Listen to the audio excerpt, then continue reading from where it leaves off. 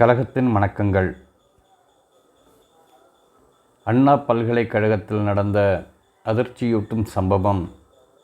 அதன் சூடு முடிவதற்கு முன்னால் விக்கிரவாண்டியில் ஒரு 3 வயது குழந்தை இறந்திருக்கும் செய்தி அதைவிட நம்மை அதிர்ச்சியூட்டுகின்ற ஒரு சூழ்நிலைக்கு தள்ளியிருக்கின்றது.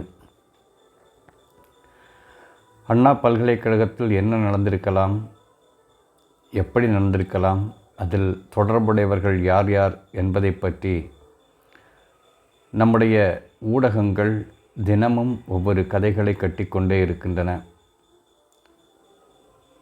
ஒரு வழக்கு வந்துவிட்டால் அதை விசாரிக்கக்கூடிய விசாரணை அமைப்புகள் நம்முடைய நாட்டில் இருக்கும்போது ஊடகங்கள், அதாவது யூடியூப் சேனல்கள் வந்து ஒவ்வொரு நாளும் ஒவ்வொரு கதைகளை சொல்லிக்கொண்டே மக்களை ஏமாற்றி கொண்டிருக்கின்றார்கள் என்றுதான் சொல்ல வேண்டும்.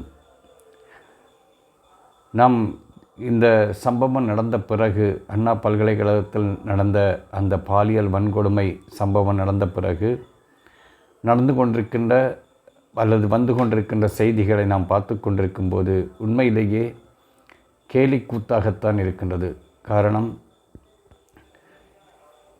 அந்த சம்பவம் நடந்த அடுத்த நாள் குற்றவாளி கைது செய்யப்பட்டிருக்கிறான். அந்த குற்றம் சரியாக நடக்கவில்லை என்ற ஐயப்பாட்டில் நீதிமன்றமானது ஒரு தனி அமைப்பை உருவாக்கி இருக்கின்றது. 3 பேர் கொண்ட ஒரு குழுவை, விசாரணை குழுவை அமைத்திருக்கின்றது. அந்த விசாரணை குழு இதை பற்றிய உண்மையான தகவல்களை விசாரித்து கொண்டிருக்கின்றன. நம்முடைய காவல்துறை விசாரித்து கொண்டிருக்கின்றது. மனித உரிமை அமைப்பு தன்னுடைய விசாரணையை ஒரு பக்கம் நடத்தி கொண்டிருக்கின்றது. மகளிர் அமைப்பு ஒரு பக்கத்தில் விசாரணை நடத்தி கொண்டிருக்கு. இப்படி பல விசாரணை அமைப்புகள், அதை விசாரிக்க வேண்டிய விசாரணை அமைப்புகள் இந்த வழக்கை விசாரித்து கொண்டுதான் இருக்கின்றன. ஆனால் இவற்றிற்கெல்லாம் அப்பாற்பட்டு யூடியூப் சேனல்கள் வந்து அமர்ந்து கொண்டு ஒரு நாள் ஒரு செய்தி, உதயநிதி ஸ்டாலின் பிடிபடுவாரா, அடுத்த நாள் ஸ்டாலின் பிடிபடுவாரா, அதுக்கு அடுத்த நாள் துரைமுருகன் பிடிபடுவாரா, அதுக்கு அடுத்த நாள் அதிர்ச்சியூட்டும் தகவல் மாப்போசி, அதாவது சுப்பிரமணியம் என்ற அந்த அமைச்சர் பிடிபடுவாரா, இப்படி ஒவ்வொரு நாளும் தேவையற்ற செய்திகளை இந்த யூடியூப் சேனல்கள் வந்து மக்கள் முன்னால் விளம்பிக் கொண்டே இருக்கின்றன. ஆனால் அவர்கள் போடுகின்ற தலைப்பு, அதற்குள்ளால் இருக்கின்ற செய்தியை பார்க்கும்போது எல்லாமே மொட்டையாகத்தான் இருக்கின்றது. எல்லாம் வெற்று, எதுவுமே இருக்காது. அதற்குள்ளால் சென்றால் அப்படி இப்படி என்று கதைகளை கட்டிக்கொண்டே ஒவ்வொரு கற்பனைகளை உருவாக்கி கொண்டு செல்கிறார்களே தவிர, நேற்று ஒரு சேனல் 2-3 சேனல்களை பார்க்கும்போது, ஆம், 2ஆம் நபர் அந்த யார் பிடிபட்டு விட்டார், அந்த மாணவி அதை காட்டிவிட்டார், இப்படியெல்லாம் தலைப்புகளை போட்டு மக்களை இவர்கள் ஏமாற்றி கொண்டிருக்கின்றார்கள் என்றுதான் சொல்ல வேண்டும். இவர்கள் யார்? விசாரணை அமைப்புகள் அல்லவே. ஒரு விசாரணை சரியான பாதையில் நடக்கவில்லை என்றால் மக்கள் முன்னால் அந்த விசாரணை அமைப்புகள் சரியாக நடக்கவில்லை, செயல்படவில்லை என்பதை ஆதாரத்துடன் வெளியிட வேண்டிய கடமை இந்த பத்திரிகைகளுக்கு, இந்த ஊடகங்களுக்கு இருக்கின்றன. ஆனால் விசாரணை அமைப்புகளாகவே சென்று தேவையற்ற செய்திகளை, தேவையற்ற தலைப்புகளை போட்டு மக்களை ஏமாற்றி கொண்டிருப்பது வேடிக்கையாக இருக்கின்றது. இது இவர்களுடைய தங்களுடைய யூடியூப் சேனலுக்கு சப்ஸ்கிரைபர்களையும் லைக்குகளையும் மணிக்கூறுகளையும் அதிகரிப்பதற்காக இவர்கள் இப்படி தேவையற்ற வேலைகளை செய்து கொண்டிருக்கின்றார்கள் என்றுதான் சொல்ல வேண்டும். நேற்றைய யூடியூப் சேனல், 2-3 யூடியூப் சேனலை பார்க்கும்போது அதில் உண்மையை 2வது நபர் பிடிபட்டு விட்டார், 2வது நபர் தெரிந்து விட்டார். ஆனால் உள்ளே நாம் சென்று பார்க்கும்போது அந்த மாணவி அந்த விசாரணை அமைப்புக்கு 3 பேர், நீதிமன்றத்தால் அமைக்கப்பட்ட அந்த 3 பேர் விசாரணை குழு சொல்லியிருக்கின்றார், சார் என்ற ஒருவரிடம் இவன் பேசினான் என்பது உண்மை என்று சொல்லியிருக்கின்றார். அந்த சார் யார் என்பதை கண்டுபிடிக்க வேண்டிய இடத்தில் இருக்கின்றது அந்த விசாரணை அமைப்புகள். விசாரித்து கொண்டுதானே இருக்கின்றன. அதற்கு முன்னால் நீங்கள் யார் இப்படி தகவல்களை போட்டு இந்த வழக்கை திசை திருப்பி விட நினைக்கிறீர்கள் என்றுதான் தோன்றுகின்றது. அந்த சார் எந்த பெரிய நபராக இருந்தாலும் அவர் கைது செய்யப்பட வேண்டும். ஞானசேகரனோடு இவரும் கடுமையாக தண்டிக்கப்பட வேண்டும் என்பதில் மாற்று கருத்தில்லை. ஆனால் நீங்கள் இந்த அதிவேகம் காட்டி இப்படி செய்திகளை போடுவது யாரையோ தப்பிப்பதற்காக நீங்கள் வழி காட்டி கொண்டிருக்கின்றீர்கள் என்றுதான் தோன்றுகிறது. அது யாரை தப்பிக்க நீங்கள் இப்படி வழிகாட்டுகிறீர்கள் என்று தெரியவில்லை. காரணம், இந்த யூடியூப் சேனல்களை எல்லாம் பார்க்கும்போது எல்லாமே எதிர் திசையில் இருக்கின்ற, அதாவது ஆளுங்கட்சிக்கு நேர் எதிராக இருக்கின்ற யூடியூப் சேனல்கள் தான் இப்படி வந்து அமர்ந்து கொண்டு செய்திகளை, தேவையற்ற செய்திகளை வெளியிட்டு கொண்டே இருக்கின்றன. அந்த 3 தமிழக காவல்துறையின் விசாரணை சரியாக செல்லவில்லை என்றுதான் நீதிமன்றம் 3 பேர் அடங்கிய ஒரு விசாரணை குழுவை அமைத்திருக்கின்றது. அந்த விசாரணை குழுவை அது விசாரித்து கொண்டே இருக்கின்றன. ஒரு மொபைல் ஃபோனிலிருந்து யார் யாருக்கெல்லாம் கால்கள் சென்றிருக்கின்றன, அவர்கள் எப்போது ஏரோப்ளேன் மோடில் போட்டிருக்கிறார்கள் என்பதை எல்லாம் அவர்கள் கண்டுபிடிப்பார்கள். அதற்கு முன்னால் நீங்கள் யார்? ஒரு அரசை குற்றவாளி கூண்டில் நிறுத்துவது? உங்களுக்கு யார் அந்த அதிகாரத்தை கொடுத்தார்கள்? உண்மையிலேயே ஒரு ஊடகம் விசாரணை ஊடகமாக இருந்தால் அவர்கள் அந்த விசாரணை முடிவதற்கு வரைக்கும் இல்லது சரியான ஆதாரங்களோடு அவர்கள் ஊடகங்களில் வந்திருந்து இப்படி நடந்திருக்கின்ற அந்த ஆவணங்களை அவர்கள் சரியான அமைப்புகளிடம் கொடுக்க வேண்டும்.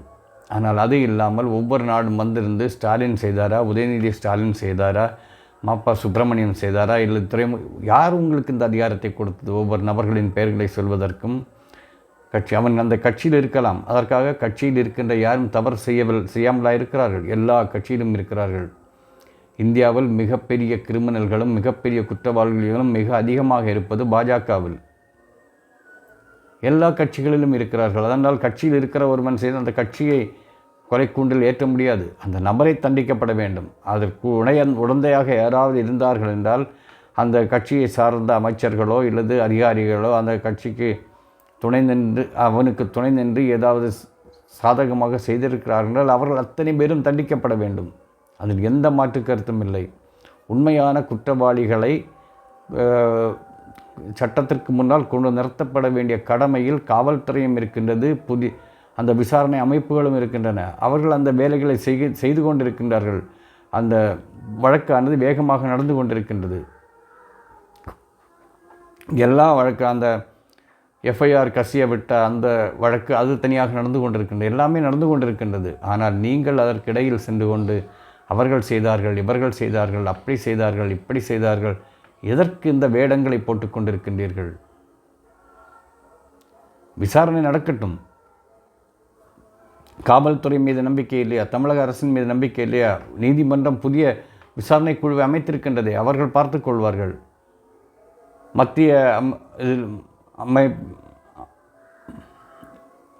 மத்திய அரசிலிருந்து மனித உரிமை கமிஷன் அவர்கள் விசாரித்து கொண்டிருக்கிறார்கள். மகளிர் அமைப்பு விசாரித்து கொண்டிருக்கின்றது. நீங்கள் ஏன் இப்படி இடையில் வந்து ஒவ்வொருடைய பெயர்களை சொல்லி தேவையற்ற உரையில் இந்த விசாரணையை திசை திருப்ப பார்க்கிறீர்கள்? அது உங்களுடைய வேலை அல்ல. விசாரணை ஊடகம் அல்லது விசாரிக்கின்ற ஒரு ஊடகம் என்றால் அதன் உண்மையான தன்மைகளை அறிந்து கொள்ள வேண்டும். அதை அந்த விசாரணை அமைப்புகளுக்கு கைமாற வேண்டும். அதைத்தான் நீங்கள் செய்ய வேண்டும். அது இல்லாமல் ஒவ்வொரு நாளும் ஒவ்வொருடைய பெயர்கள் இவர் இருப்பாரா, அவர் இருப்பாரா, அவர் இருப்பாரா, இவர் இருப்பாரா, இவர்களை பாதுகாக்கிறார்கள். உங்களுக்கு என்ன வேலை? நீங்கள் யார்? அவர்கள் செய்தார்கள் என்ற ஏதாவது ஆதாரம் உங்களிடம் இருக்கிறதா? இருக்கிறது என்றால் அதை வெளிப்படையாக கொடுங்கள். கொடுத்து விட்டு அந்த யார் என்ற நபர் இவர்தான் அவர்களுக்கு துணை இருந்திருக்கின்றார் என்று நீங்கள் அந்த ஆதாரத்தை வையுங்கள். ஆதாரத்தை வைக்காமல் ஒவ்வொரு பெயர்களை போட்டு நீங்கள் இப்படி வேடம் காட்டிக் கொண்டிருப்பது உண்மையான குற்றவாளிகள் தப்பித்துக் கொள்வதற்கான வழியை நீங்கள் உருவாக்குகிறீர்கள். புரிந்து கொள்ளுங்கள். இந்த அண்ணா பல்கலைக்கழகத்தில் நடந்த இந்த கொடிய சம்பவத்திற்கான குற்றவாளிகள் யார் யானாலும் அவர் யாரானாலும் அவர்கள் கண்டுபிடிக்கப்பட வேண்டும். அவர்கள் தண்டிக்கப்பட வேண்டும். கடுமையான தண்டனைகள் அவர்களுக்கு கொடுக்க வேண்டும். இதில் எந்த மாற்று கருத்தும் இல்லை. இதே போன்றுதான் விக்கிரவாண்டியில் சென்ட் மேரிஸ் மெட்ரிகுலேஷன் பள்ளியில் நடந்த அந்த கொடிய சம்பவம் உண்மையிலேயே அந்த பல கேள்விகளை எழுப்பியிருக்கின்றது. ஒரு பள்ளிக்கூடத்தில் ஒரு மாணவனை அல்லது ஒரு மாணவி அனுப்புகிறார்கள் என்றால் நிச்சயமாக அந்த பள்ளிக்கூடத்தில் நல்ல பாதுகாப்பு இருக்கும், நல்ல ஆசிரியர்கள் இருப்பார்கள், அவர்களை நம் பிள்ளைகளை நல்ல முறையில் கவனிப்பார்கள், நல்ல முறையில் படிக்க வைப்பார்கள் என்ற ஒரே எண்ணத்தோடு தான் குழந்தைகளை பள்ளிக்கூடத்துக்கு அனுப்பி வைக்கிறார்கள். ஆனால் அந்த இடங்களே நமக்கு பாதுகாப்பு இல்லை என்றால் உண்மையிலேயே அதிர்ச்சியூட்டுகிறது. 3 வயது குழந்தை என்றால் ஒரு எல்கேஜியில் படிக்கின்ற ஒரு குழந்தை, அந்த குழந்தையை பாத்ரூமுக்கு அழைத்து செல்ல வேண்டுமென்றாலும் சரி, அதற்கு மதிய உணவு கொடுக்க வேண்டுமென்றாலும் சரி, எல்லாமே ஒரு ஆயாவின் வழியாகத்தான் அது நடக்க வேண்டும். இல்லை என்றால் அந்த நேரத்தில் அந்த வகுப்பறையில் பாடம் நடத்துகின்ற அந்த ஆசிரியையாக இருக்க வேண்டும். ஆனால் என்ன அந்த குழந்தை எப்படி தனியாக சென்றது? உண்மையிலே ஆச்சரியமாக இருக்கின்றது. 3 வயது குழந்தை உங்களை நம்பி அந்த பள்ளிக்கு அவளை கல்வி கற்க அனுப்பிவிட்டால் அவள் பாத்ரூம் செல்ல வேண்டுமென்றால் ஆயா அழைத்து சென்றிருக்க வேண்டும், இல்லது ஆசிரியர் அழைத்து சென்றிருக்க வேண்டும். ஆயா இல்லை என்றால் ஆசிரியர் அழைத்து சென்றிருக்க வேண்டும். வகுப்பறையை இன்னொரு ஆசிரியருக்கும் பாதுகாப்பில் விட்டு செல்ல வேண்டும். ஏனென்றால் அங்கு இருப்பதெல்லாம் சிறிய குழந்தைகள், அவர்களுக்கு எதுவுமே தெரியாது. ஒரு ஆசிரியர் நேரடியாக ஒவ்வொரு குழந்தைகளையும் பாத்ரூமுக்கு அழைத்து செல்ல முடியாது. ஆனால் நிச்சயமாக அந்த ஆசிரியை அதற்கு அந்த குழந்தைக்கு பாதுகாப்பான ஒரு நபரை அந்த குழந்தையுடன் அனுப்பி வைத்திருக்க வேண்டும். அது ஒரு ஆசிரியையின் கடமை. ஆனால் அந்த ஆசிரியை அதை செய்யவில்லை, தவறி இருக்கின்றார். 2வது, அந்த பள்ளி தாளாளர், பள்ளி நிர்வாகத்தினர். இதில் ஒரு கேள்வி வருகின்றது. அதாவது குழந்தைகளுக்கு உண்மையிலேயே பாத்ரூம் இருக்கின்றதா?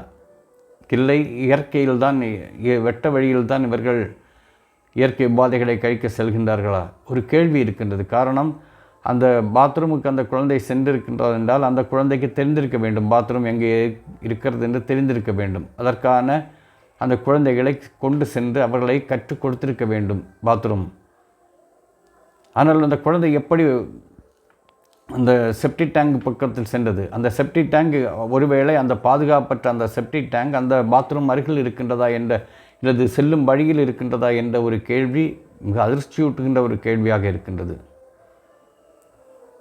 3 வயது சிறு குழந்தைகள் கற்கின்ற ஒரு பள்ளிக்கூடத்தில் செப்டிக் டேங்க் திறந்திருக்கிறது என்றால் அந்த பொறுப்பானவர்கள் நிச்சயமாக பெரிய தவறை செய்திருக்கின்றார்கள், அவர்கள் தண்டிக்கப்பட வேண்டும்.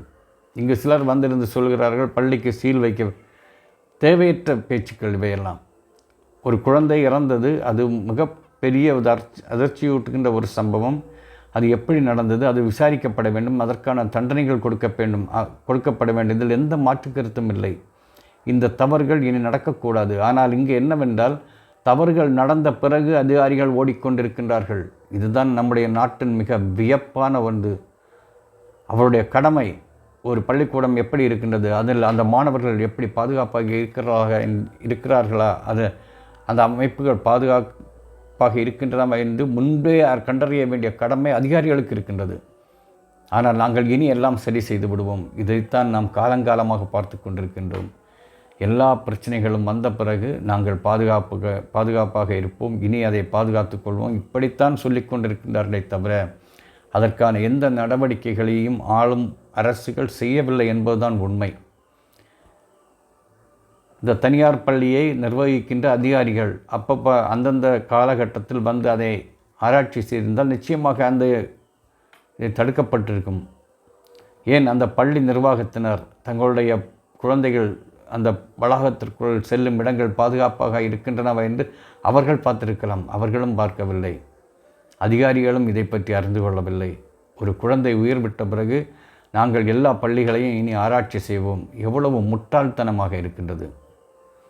காலங்காலமாக ஒவ்வொரு விபத்துகளும் நடக்கும்போது இதைத்தான் சொல்லிக் கொண்டிருக்கின்றீர்கள். இந்த அரசென்றல்ல, எல்லா அரசுகளும் இதைத்தான் செய்கின்றன. செய்ய வேண்டிய கடமைகளை சரியாக செய்யவில்லை என்றால் விபத்துகளை பெருக்கிக் கொண்டே இருக்கலாமே தவிர அதை குறைத்து கொள்ள முடியாது. செய்ய வேண்டிய காலத்தில் அங்கு செய்ய வேண்டிய பாதுகாப்புகள் இருக்கின்றன இல்லையா என்பதை ஆராய வேண்டிய இடத்தில் இருக்கின்ற பள்ளி நிர்வாகமானாலும் சரி, அதிகாரிகளானாலும் சரி தவறு செய்திருக்கின்றார்கள். இவர்களும் தண்டிக்கப்பட வேண்டும். இந்த பிரச்சனைகள் இப்படியே வளர்த்து கொண்டே ஒவ்வொரு நாளும் ஏதோ ஒரு பிரச்சனை. அந்த பள்ளிக்கூடத்தில் பிரச்சனை, இந்த கல்லூரியில் பிரச்சனை, இந்த பல்கலைக்கழகத்தில் பிரச்சனை. இவற்றை எல்லாம் யார் கண்காணிக்கிறார்கள் என்றே தெரியவில்லை. கண்காணிக்கும் அமைப்புகள் என்ன வேலையை செய்கிறது என்றே தெரியவில்லை.